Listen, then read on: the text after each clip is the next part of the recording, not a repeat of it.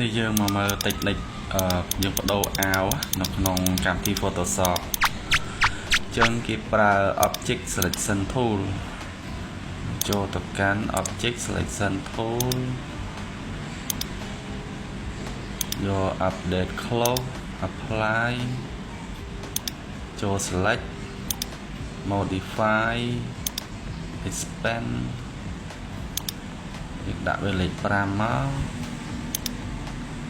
កាត់ layer 1ចាក់ពណ៌ស copy layer 2ហ្នឹងបញ្ចូលគ្នា select 2 layer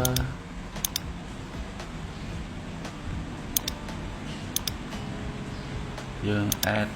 រូបបញ្ចូលមក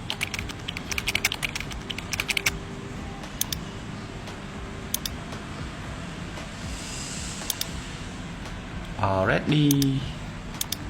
ហើយស្អាតចាស់ដូរអាវមកផ្លែត